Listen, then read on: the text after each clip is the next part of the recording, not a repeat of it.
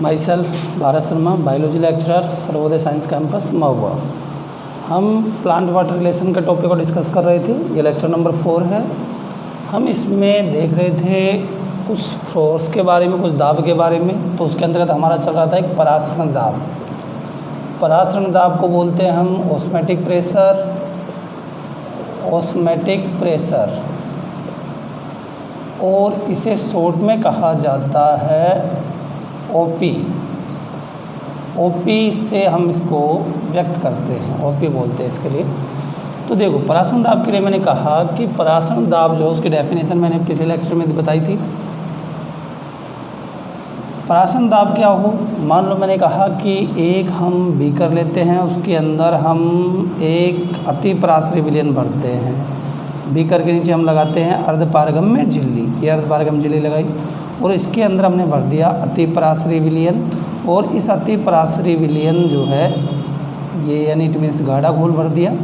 और बाहर एक हमने बीकर लिया, उसके अंदर भर दिया हमने अल्प पराश्रयी विलयन, यानी पानी कह दो हम बात करें तो ये अल्प पराश्रयी विलयन इसमें भर दिया। अब देखो, मान लो ये यहाँ तक भरा हुआ है, यहाँ पाठ्यांक है इसका,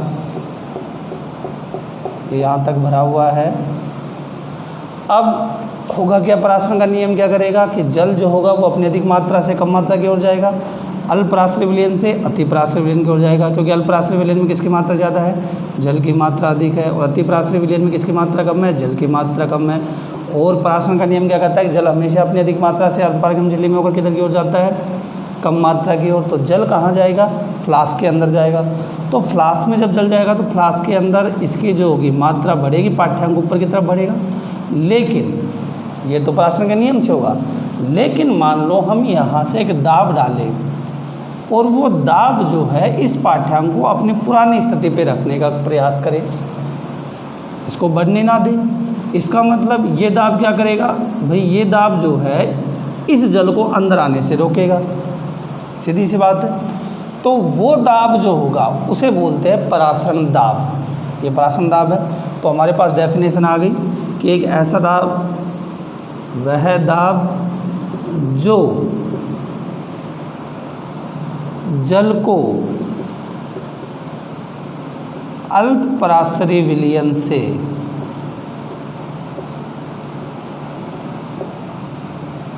अर्धपारगम्य झिल्ली में होकर अति पराश्रयी विलयन में जाने से रोक दे, अति पराश्रयी विलयन में जाने से रोक दे,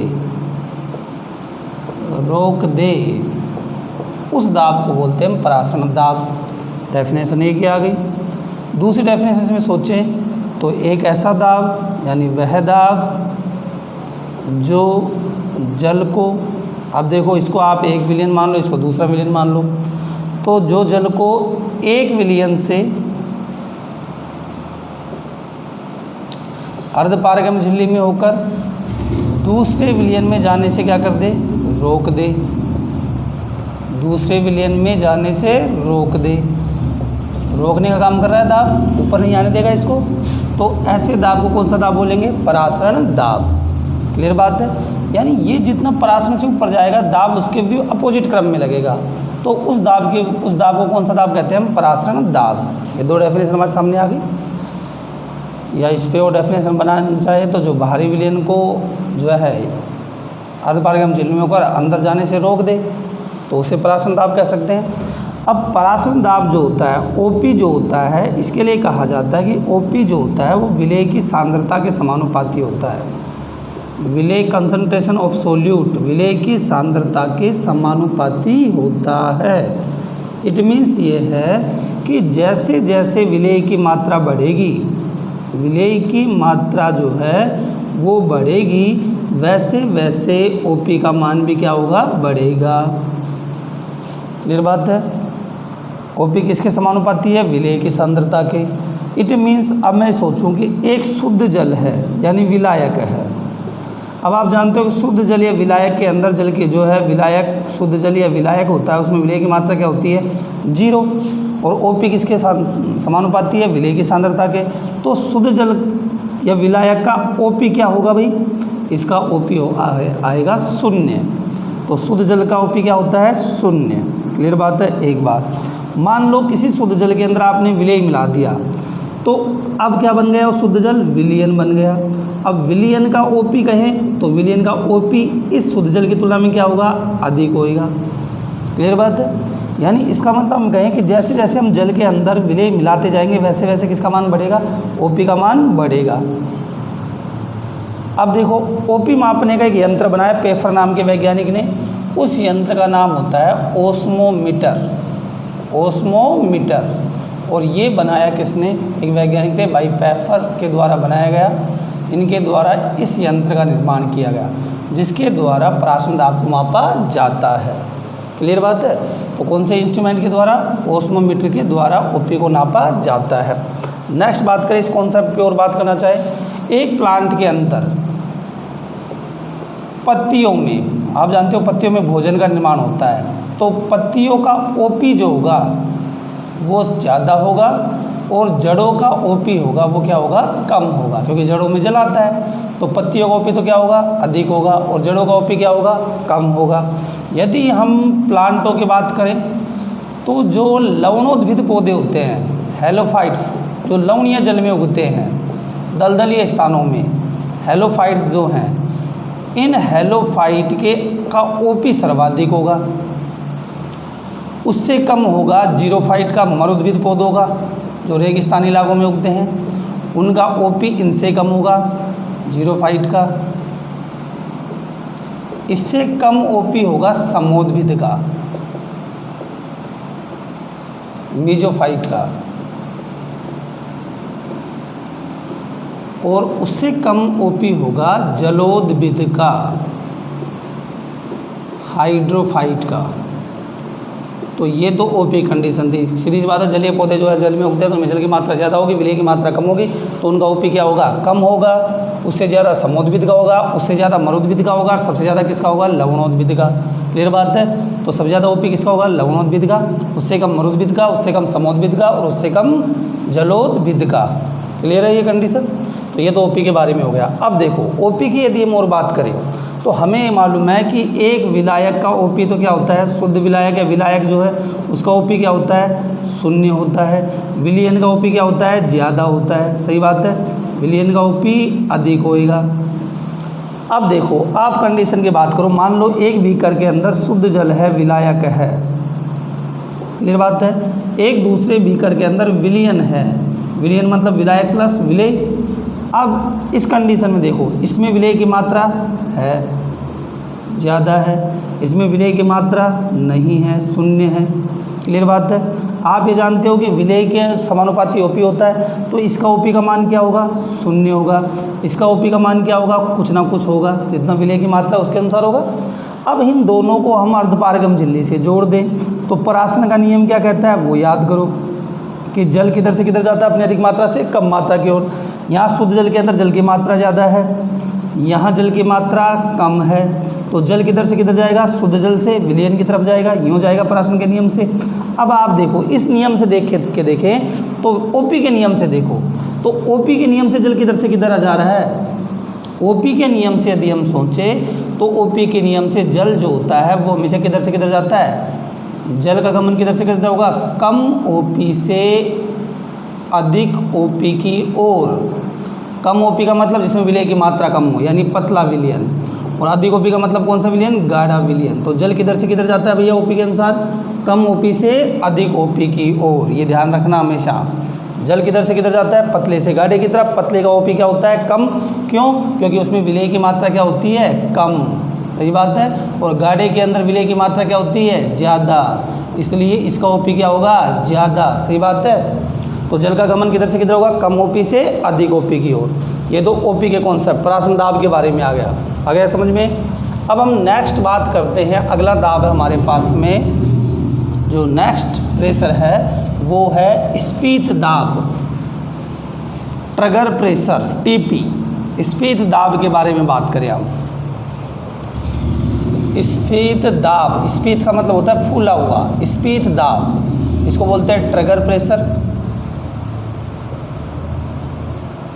इसको कहा जाता है टीपी, शॉर्ट में टीपी बोला जाता है। अब देखो टीपी के बारे में बात करना चाहें हम मान लो हमने किसी कोशिका को जल में रखा, कोई कोशिका को यदि हम जल में रखते हैं, कोई भी कोशिका को जल में रखते हैं, जल का मतलब अल्पराश्रय विलयन, सीधी सी बात है। तो इस अल्पराश्रय विलयन में रखने पर आपको मालूम है कि जल जो होगा वो कोशिका के अंदर प्रवेश करेगा, तो कोशिका जो होगी वो क्या होगी, फूलेगी।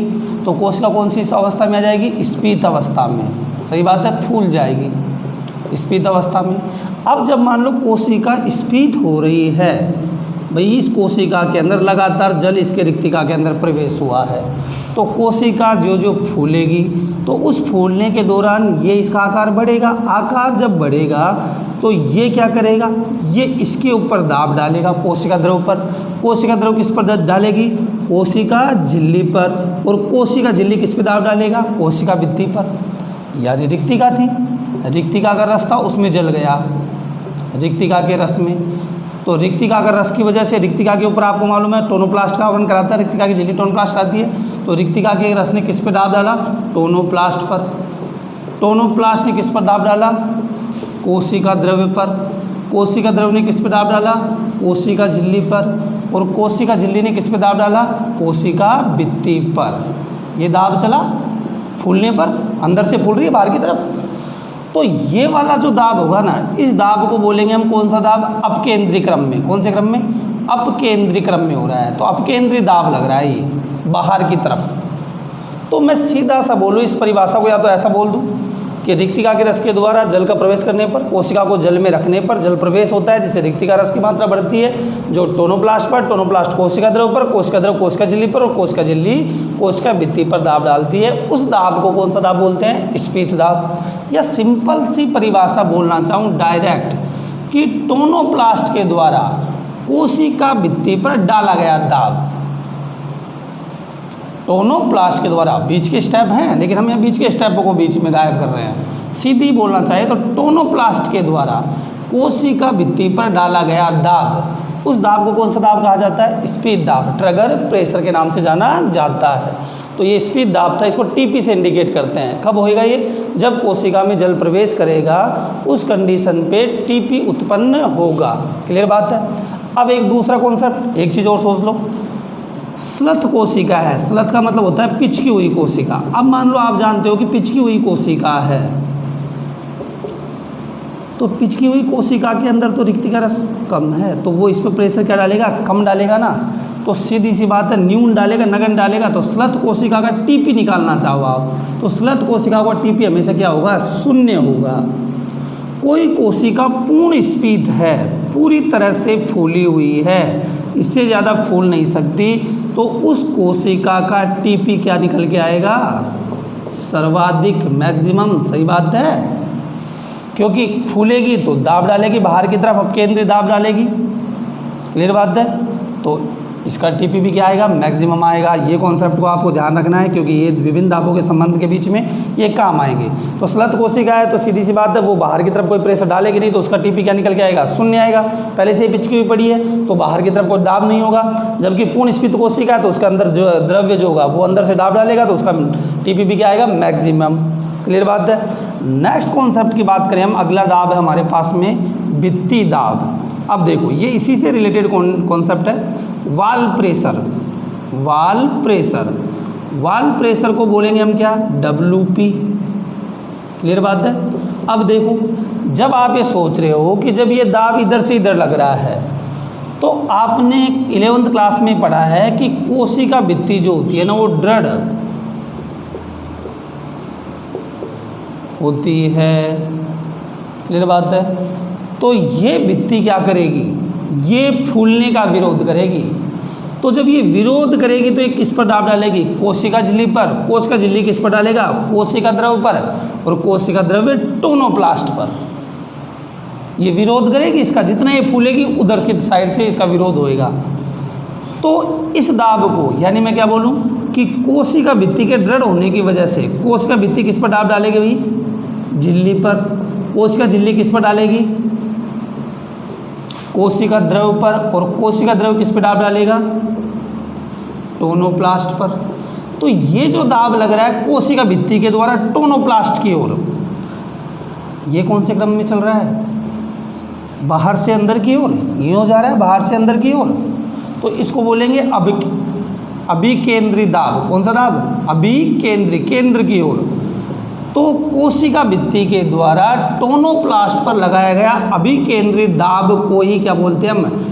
WP, भित्ति दाब। कौन सा दाब बोलते हैं? भित्ति दाब। देखो जितना TP लगेगा, जितना स्पीड दाब लगेगा, उसके अपोजिट में उतना ही कौन सा दाब लगेगा? WP। इसलिए कहा जाता है कि TP और WP का मान बराबर होता है, लेकिन एक दूसरे के डायरेक्शन में क्या होते हैं? विपरीत। स्पीड दाब के बराबर भित्ति दाब होता है, लेकिन एक दूसरे के विपरीत होता है, क्योंकि ये दाब लगता है इधर की ओर स्पीड दाब, और ये दाब लगता है इधर की ओर।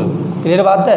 यानी इस डायरेक्शन को आप यूँ घुमा दो, कोशिका भित्ति ने झिल्ली पे डाला, झिल्ली ने द्रव पर, द्रव ने टोनोप्लास्ट पर। अगली बात समझ में? तो TP और WP के मान बराबर होते हैं, लेकिन एक दूसरे के क्या होते हैं? विपरीत होते हैं। तो ये तो था WP के बारे में। आगे बात समझ में? डेफिनेशन हो गई। इधर स्पीड दाब के देखो तो टोनोप्लास्ट के द्वारा कोशिका भित्ति पर लगाया गया कौन सा दाब? अपकेंद्री दाब, बाहर की तरफ, केंद्र से बाहर की तरफ।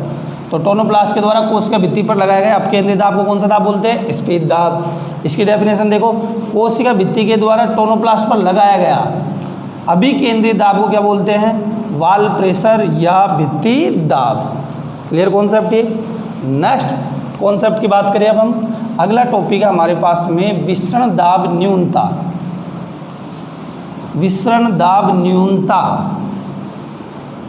विसरण दाब न्यूनता जो है ये सुपर मोस्ट टॉपिक है, कौन जो है बोर्ड में एग्जाम पे सवाल पूछे जाते हैं। विसरण दाब न्यूनता। विसरण दाब आपने पहले पढ़ाई था। विसरण को बोलते हैं डिफ्यूजन, दाब मीन्स प्रेशर, और डिफिशियंसी, न्यूनता का मतलब होता है कमी, डिफिशियंसी। तो क्या बना शॉर्ट शब्द? DPD। DPD विषम दाब न्यूनता को शॉर्ट में क्या बोलेंगे? DPD। इस विषम दाब न्यूनता जो है इसके बारे में सोचे तो देखो, आपने विसरण दाब पढ़ा होगा। आपने कहा था कि अणु जब गति विसरण करते हैं तो एक दूसरे पर क्या लगाते हैं? दाब लगाते हैं। और आपने पढ़ा था कि जल का विसरण दाब हमेशा क्या होता है? मैक्सिमम होता है। जो जो जल में विलेय मिलाते जाते हैं विसरण दाब का मान क्या होता है? कम होता जाता है। तो मान लो हम एक विलायक के अंदर, कोई शुद्ध विलायक है, विलायक मतलब जल, उस शुद्ध विलायक के अंदर क्या मिलाते जाएँ? विलेय मिलाते जाएँ, तो इसका DP तो क्या आएगा? मैक्सिमम। और इसमें क्या मिलाने लग जाए? विलेय, तो क्या बन जाएगा? विलायक में विलेय मिलाने पर विलियन। तो उस विलियन का DP आप जानते हो, विलेय जो जो मिलाते जाएंगे DP का मान क्या होता जाएगा? कम होता जाएगा। तो विलियन का DP क्या आएगा? कम आएगा। इससे सीधी सी बात है। तो इन दोनों में जो डिफरेंस होगा वो डिफरेंस कहलाता है DPD, विसरण दाब न्यूनता। इट मीन्स मैं सीधा सा कहूँ कि विसरण दाब न्यूनता बराबर, विसरण दाब न्यूनता क्या ज़्यादा होगा? विलायक का। तो विलायक का DP, विलायक का DP माइनस विलियन का DP, यानी विलियन का DP विलायक के DP से जितना कम होगा, विलियन का DP कम होगा, विलायक का ज़्यादा होगा। तो विलियन का DP विलायक के DP से जितना कम होगा, माइनस होगा, उसी को ही क्या बोला जाता है? विसरण दाब न्यूनता, DPD। सही बात है। तो DPD का मतलब होता है दोनों के DP का अंतर। विलायक के DP में से किसको घटा दो? विलियन की DP को घटा दो, तो क्या निकल के आती है? विसरण दाब न्यूनता, DPD। क्लियर बात है। अब देखो विसरण दाब न्यूनता जो है उसको एक वैज्ञानिक थे रीनर, उन्होंने इसे चूषण दाब भी कहा, सक्सेशन प्रेशर नाम भी दिया इसी का। तो इसका एक और नाम हो गया विसरण दाब न्यूनता का चूषण दाब, सक्सेशन प्रेशर हो गया ये। इसको बोल सकता हूँ मैं, सक्सेशन प्रेशर का शॉर्ट बोलूँगा तो SP, इसी को ही बोला जाता है। रीनर नाम के वैज्ञानिक ने इसको ये जो है कंडीशन क्रिएट की थी, इसका नाम चूषण दाब रखा था। सामान्य भाषा में इसको पानी की मांग भी, एक कोशिका की पानी की मांग, डिमांड ऑफ वाटर, पानी की मांग भी कहा जा सकता है। कैसे कहा जाएगा अभी हम बात करेंगे DPD के बारे में। तो देखो मान लो हम कंडीशन की बात करें, DPD की बात करना चाहें तो एक कोई घोल है, गाढ़ा घोल है, सपोज दैट गाढ़ा घोल है, या इसको आप क्या बोलते हो? अति पराश्रयी विलयन। क्लियर बात है। अति पराश्रयी विलयन में आप जानते हो क्या ज़्यादा होता है? अतिपराश्रयी विलयन के अंदर विलायक की मात्रा तो क्या होती है, कम होती है, और विलयन की मात्रा क्या होती है, ज़्यादा होती है। सही है, सॉरी, विलेय की मात्रा क्या होती है, ज़्यादा होती है। वो विलयन अतिपराश्रयी विलयन कहलाएगा। एक अल्पराश्रयी विलयन है। अल्पराश्रयी विलयन मतलब पतला घोल, और पतले घोल के अंदर आपको मालूम है विलयन है तो उसके अंदर पतला घोल बोलूँ मैं इसको सामान्य लैंग्वेज में, तो पतले घोल के अंदर क्या होता है, इसको देखो, इसके अंदर पतले घोल में विलायक की मात्रा तो होती है ज़्यादा, जल की मात्रा, और विलेय की मात्रा होती है कम। इन दोनों विलयनों को रख दो आप, निकट अर्धपारगम झिल्ली जोड़ दो, तो जल किधर से किधर आएगा, ये तो गाढ़ा घोल है, ये पतला घोल है, और इन केमिस्ट्री में इसको बोलेंगे तनु, इसको बोलेंगे सांद्र। इसका ओपी होगा कम, इसका ओपी होगा ज़्यादा।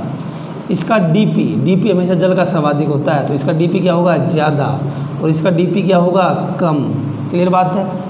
इस हिसाब से इन दोनों को हम जोड़ दें, ये कनेक्ट कर दिया हमने, तो जल बताओ किधर से किधर जाएगा, जहाँ जल की मात्रा ज़्यादा हो तो जल की मात्रा पतले घोल में ज़्यादा होती है और गाढ़े घोल में कम होती है, तो जल किधर से किधर आएगा भैया, वो पतले घोल से गाढ़े घोल की ओर आएगा। इधर से इधर आएगा, नहीं आएगा।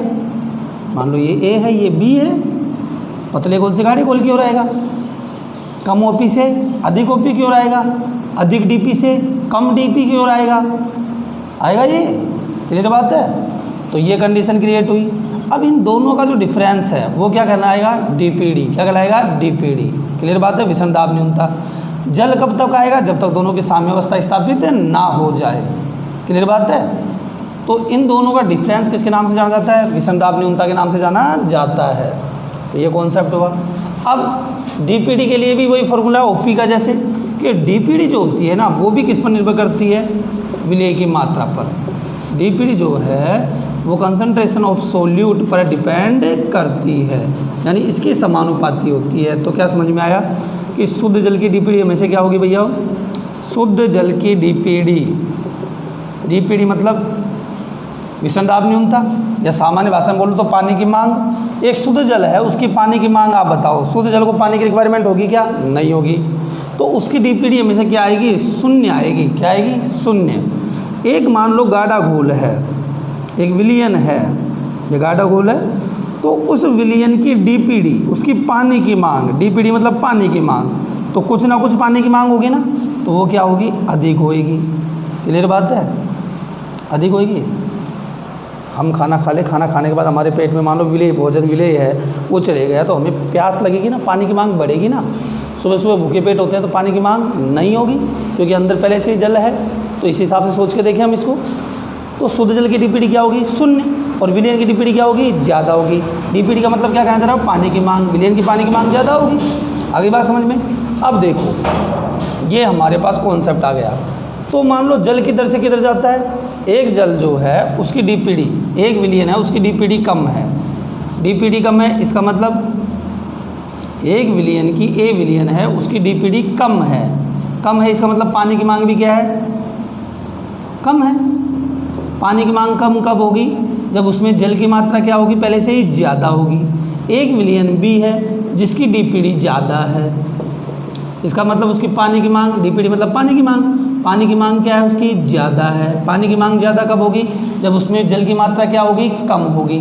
अब बताओ जल किधर से किधर जाएगा, आप तो जल के नियम को सोचो, जल हमेशा किधर से किधर जाता है, अधिक मात्रा से कम मात्रा की ओर, तो जल जाएगा ए से बी की ओर, यानी नियम बन गए, जल किधर से किधर गमन करता है, कम डीपीडी से, कम पानी की मांग से अधिक पानी की मांग की ओर।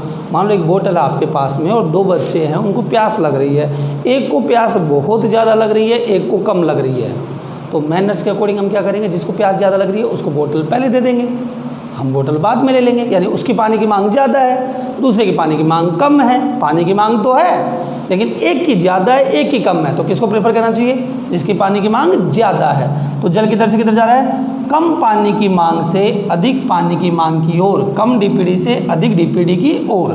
ये डीपीडी का कॉन्सेप्ट हो गया, डीपीडी आ गई समझ में। तो शुद्ध जल की डीपीडी यानी शुद्ध जल की पानी की मांग क्या होगी, हमेशा शून्य होगी। विलयन की डीपीडी क्या होगी, हमेशा ज़्यादा होगी। जो जो विलय मिलाते जाओगे विलेय, और डीपीडी किसके समानुपाती होती है? विलेय की मात्रा के। तो जो आप इसके अंदर जल मिलाते, वो विलेय मिलाते जाओगे, उसकी डीपीडी का मान क्या होता जाएगा? बढ़ता जाएगा। क्लियर बात है ये? तो ये कॉन्सेप्ट यहाँ पे क्लियर हो गया। आगे बात समझ में? अब देखो, इन तीनों के बारे में देखना चाहें हम, इन तीनों दाबों के संबंध के बीच में रिलेशन स्थापित करें हम, विषम दाब, स्फीत दाब और ओपी यानी डीपीडी विषम दाब न्यूनता, ओपी यानी परासम दाब और टीपी स्फीत दाब में संबंध देखना चाहें, क्या रिलेशन है, कोरिलेशन है इनके अंदर। क्लियर बात है? आगे बात समझ में, इनके संबंध देखना चाहें तो देखो, एक सामान्य कोशिका जो होती है उसके लिए एक फॉर्मूला निकल के आता है। एक सामान्य कोशिका, नॉर्मल कोशिका, सामान्य कोशिका के लिए कहा जाता है कि डीपीडी बराबर जो होता है, पानी की मांग जो होती है ओपी माइनस टीपी होती है। यानी परासम दाब में से स्फीत दाब को घटा दो तो उतनी उसकी पानी की मांग होगी। ये एक फॉर्मूला है सामान्य कोशिकाओं के लिए। डीपीडी बराबर क्या आएगा? OP minus TP. किसके लिए? सामान्य कोशिका के लिए। क्लियर बात है? अब मान लो नंबर 2 हम देखें कि एक स्लथ कोशिका है। कौन सी कोशिका है? स्लथ कोशिका। यानी स्लथ का मतलब क्या है? पिचकी कोशिका है। अब इसके कॉन्सेप्ट को देखो, देखिए पिचकी कोशिकाओं के बारे में देखो। तो अब आप ये जानते हो कि पिचकी हुई कोशिका को मैंने टीपी में पढ़ाया था स्फीत दाब में, कि स्लथ कोशिका फूली हुई नहीं होती, इसलिए उसका टीपी स्फीत दाब क्या निकल के आता है? 0 आता है। उसके अंदर जैसे अभी मैं कहूँ किशमिश है, किशमिश पिचकी हुई है लेकिन उसमें चीनी की मात्रा तो है ना, उसमें ओपी यानी विलेय की मात्रा तो है, तो उसका ओपी का मान क्या आएगा? ज़्यादा आएगा। उसका ओपी का मान अधिक है। क्लियर बात है? तो उसकी डीपीडी क्या निकल के आएगी? डीपीडी क्या निकल के आएगी? पानी की मांग क्या होगी उसकी? तो देखो इसमें तो फॉर्मूला क्या है हमारा? डीपीडी बराबर ओपी माइनस टीपी। सही बात है? यहाँ मान रखने पर, मान रखें हम यहाँ पे, तो मान रखने पर हमारे सामने क्या कंडीशन आती है? टीपी बराबर क्या है यहाँ पे? डीपीडी बराबर ओपी तो है कुछ ना कुछ, और टीपी का मान क्या है? 0। टीपी का मान क्या आ रहा है? 0। तो क्या निकल के आ गया फॉर्मूला हमारे पास? डीपीडी किसके बराबर निकल के आएगी? ओपी के बराबर। किसके बराबर? ओपी के बराबर। कौन सी कोशिकाओं के लिए? स्लथ कोशिकाओं के लिए। कॉम्पिटिशन में सवाल पूछे जाते हैं, नीट वगैरह में ये क्वेश्चन जो हैं वो पुटअप किए जाते हैं कि सामान्य कोशिका के लिए डीपीडी का मान तो क्या होगा, एक स्लथ कोशिकाओं के लिए डीपीडी का मान क्या होगा? तो स्लथ कोशिकाओं के लिए टीपी का मान 0 होता है, इसलिए डीपीडी बराबर क्या आएगा? टीपी का आपने रखा 0, तो डीपीडी बराबर किसकी होगी? ओपी। इसको यदि मैं शब्दों में बोलना चाहूँ तो क्या होगा कि स्लथ कोशिकाओं की विषम दाब न्यूनता यानी पानी की मांग किसके बराबर होती है? परासम दाब के बराबर होती है। सही बात है? या तो आप इसको याद करो या इसको समझो इस तरीके से, तो उसका टीपी 0 आएगा, ओपी कुछ ना कुछ है, तो ओपी में से टीपी घटाएंगे तो क्या निकल के आएगा? ओपी। टीपी 0 है तो डीपीडी बराबर किसके बराबर होगा? ओपी के बराबर। अब कॉन्सेप्ट नंबर 3 देखो, हम यहाँ देखें पूर्ण स्फीत कोशिका के लिए जो पूरी तरह से फूली हुई है, वो नहीं फूल सकती, पूर्ण स्फीत कोशिका। अब आप मान लो, सपोज दैट ये मानो कि मान लो एक कोशिका है, सामान्य कोशिका है, उस सामान्य कोशिका के अंदर उसका ओपी का मान होगा कुछ ना कुछ, मैक्सिमम होगा मान लो। सही बात है? उसका टीपी आप मान के चलो 0 है। इसको हमने जल में रखा, जल में रखा तो जल क्या होगा? इस कोशिका के अंदर प्रवेश करेगा। ज्यों जल इस कोशिका के अंदर प्रवेश करेगा तो कोशिका धीरे धीरे क्या होती जाएगी? फूलती जाएगी। क्लियर बात है? जब कोशिका फूलेगी, जल इसके अंदर जा रहा है तो इसका परासम दाब ओपी का मान क्या होता जाएगा? कम होता जाएगा। सीधी सी बात है। और फूल रही है तो कौन सा दाब उत्पन्न होगा? टीपी। टीपी का मान क्या होगा? बढ़ेगा, इंक्रीज होने लगेगा। सपोज दैट मैं ये कहूँ कि ओपी बराबर यहाँ 10 था शुरुआत में, किशमिश की बात है, आपने उसको जल में रखा, फूली, उसका ओपी का मान देखो, आपको फूली हुई दिखी वो अलग बात है, बीच की स्टेप देखें हम, इसका ओपी का मान, उसमें पानी गया होगा, इसका ओपी का मान कितना रहा होगा? 9। इसका टीपी का मान क्या हुआ होगा? 1। सही बात है? फिर और ज़्यादा फूली तो और ज़्यादा फूलने पर क्या हुआ? इसका ओपी का मान, पानी और ज़्यादा गया तो इसका ओपी का मान क्या रह गया? 8। इसका टीपी का मान क्या हो गया? 2। और ज़्यादा फूली तो इसका ओपी का मान क्या रह गया? 7। इसका क्या रह गया? 3। एक समय ऐसा आएगा जब ये पूरी स्पीड हो जाएगी तो इसका ओपी का मान तो हो जाएगा 4 और टीपी का मान क्या हो जाएगा 4। ये पूर्ण स्फीत अवस्था कहलाएगी। क्लियर बात है। तो यदि इस फॉर्मूला में हम देखें तो देखो क्या बढ़ रहा है, यहाँ पे देखो ओपी घट रहा है और टीपी बढ़ रहा है। सही बात है ना, टीपी का मान लगातार क्या होता जा रहा है, बढ़ता जा रहा है। तो कब तक फूलेगी, कब पूर्ण स्फीत कहलाएगी, जब ओपी और टीपी क्या आ जाए बराबर। तो अब ओपी आप ये कहते हो कि डीपीडी बराबर क्या होता है, ओपी माइनस टीपी। अब आपको मालूम है कि डीपीडी बराबर ओपी का मान रखो, आप मान लो यहाँ 4 है और टीपी का मान भी क्या आ गया 4। तो बताओ इसकी डीपीडी पानी की मांग क्या होगी 0 0, क्योंकि पूर्ण स्फीत कोशिकाओं के लिए क्या होता है आपको ये मालूम है, ओपी और टीपी क्या होते हैं, बराबर होते हैं। सही बात है। जब ओपी और टीपी बराबर होंगे तो जब ओपी में से टीपी को घटाओगे तो क्या निकल के आएगा 0। तो पूर्ण स्फीत कोशिकाओं के लिए डीपीडी का मान क्या होता है 0। अब हमारी नॉर्मल भाषा में सीख के देखो आप, मान लो एक एक पूर्ण स्फीत कोशिका है। बताओ पूर्ण स्फीत कोशिका पूरी फूल चुकी है, उसकी पानी की मांग क्या होगी 0 होगी कि नहीं होगी। पूरी फूली हुई है तो उसको पानी की आवश्यकता नहीं होगी, तो उसकी पानी की मांग क्या होगी 0 होगी। एक पिचकी हुई कोशिका किशमिश है, किशमिश को आप पानी में डालोगे, बताओ पानी को चूसेगी नहीं चूसेगी, चूसेगी। तो उसकी पानी की मांग क्या होगी, सर्वाधिक होगी ना। आगे बात समझ में। एक सामान्य कोशिका है जो आंशिक फूली हुई है, यानी ना तो वो पूर्ण फूली हुई है ना वो पिचकी हुई है, बीच की है। तो बीच की होगी तो उन दोनों का अंतर होगी। मान लो उसका ओपी तो जो निकल के आ रहा है, ओपी तो उसका है 10 और टीपी जो है उसका 2 है। तो बताओ उसका डीपीडी कितना निकल के आएगा भैया, 10 - 2 बराबर 8। सही बात है कि नहीं है, निकल के आएगा नहीं निकल के आएगा। तो ये कंडीशन आ गई। अब एक कंडीशन और है अपने पास, जीव द्रव्य कुंचित कोशिकाओं के लिए। कंडीशन नंबर 4, जीव द्रव्य कुंचित कोशिका। यानी मैंने आपको बताया था जीव द्रव्य कुंचन के दौरान कि जीव द्रव्य कुंचित कोशिका कौन सी होगी, कि जो स्लत कोशिका है उसको हमने और भी गाढ़े घोल में रख दिया और उसका जीव द्रव्य निकल के, उसका जो पानी भी निकल के आ गया, उसका जीव द्रव्य सिकुड़ कर क्या हो गया, गोल हो गया। वो ऐसी कोशिका कौन सी कोशिका कहलाएगी, जीव द्रव्य कुंचित कोशिका। यानी जीव द्रव्य कुंचित कोशिका को देखिए हमने किशमिश को लिए जो पहले से उसमें पानी नहीं है और उसको किशमिश से भी ज़्यादा गाढ़े घोल में डाल दिया, तो उस किशमिश में जो कुछ जल भी है ना वो भी निकल के बाहर आ जाएगा और उसका जीव द्रव्य सिकुड़ जाएगा। यानी उसके तो अंदर हम बात करें तो वो उसका टीपी तो क्या होगा 0 नहीं। 0 तो कौन सी कोशिका का हो चुका है पहले से ऑलरेडी, आप देखिए 0 तो स्लथ का ही हो गया, स्लथ से भी ज़्यादा कंडीशन है। तो इसका टीपी का मान काय में जाएगा, नेगेटिव में, माइनस में चलेगा। मान लो -2 है। सही बात है। इसका ओपी का मान ज़्यादा होएगा, इसका 10 माना आपने। क्लियर बात है। तो अब इसका डीपीडी निकाल के देखो तो डीपीडी बराबर आप जानते हो ओपी माइनस टीपी। आपको ये मालूम है कि डीपीडी बराबर ओपी और टीपी का मान क्या है माइनस टीपी, माइनस में क्या है टीपी। तो डीपीडी का फॉर्मूला क्या आ गया, डीपीडी बराबर ओपी माइनस माइनस हो गए प्लस, तो ओपी प्लस टीपी। ये फॉर्मूला निकल के आया। सीधी सी बात है कि नहीं, मान रख के देख लो आप। ओपी कितना है 10 और -2 बराबर डीपीडी बराबर क्या आया 10 माइनस और माइनस प्लस 2 बराबर 12। कहने का मतलब देखना है एक बार, इसकी पानी की मांग यहाँ 4, यहाँ कितनी आ रही है 0, यहाँ कितनी आ रही है भैया ओपी के बराबर। ओपी माना कि आपने 10 है, तो इसका ओपी कितने निकल के आ रहा है 10, तो इसकी डीपीडी कितने निकल के आ रही है 10। इसका कितने निकल के आ रहा है, जैसे मैंने कहा यहाँ 10 है, यहाँ 2 है, तो यहाँ कितने निकल गया 8। सही बात है। तो देखो इन गणितों के आंकड़ों से देखो तो सबसे ज़्यादा पानी की मांग किसकी है भैया, इस 12 वाले की। आप सोचो जिसके पहले से ही पिचकी हुई है उसको पानी की आवश्यकता ज़्यादा, पिचकी से भी पिचकी हुई कंडीशन में है तो उसकी पानी की मांग तो क्या होगी और भी ज़्यादा होगी कि नहीं होगी, सर्वाधिक होगी। उससे कम पानी की मांग किसकी होगी, स्लथ कोशिका की। 10 आ रहा है। उससे कम पानी की मांग किसकी होगी, सामान्य कोशिका की। और सबसे कम पानी की मांग किसकी होगी, पूर्ण स्फीत कोशिका होगी।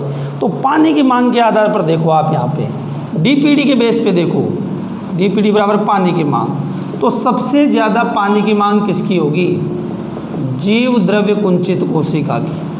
क्लियर बात है। जीव द्रव्य कुंचित कोशिका प्लाज्मोलाइज्ड सेल की। उससे कम पानी की मांग किसकी होगी, स्लथ कोशिका की। उससे कम पानी की मांग किसकी होगी? सामान्य कोशिका की।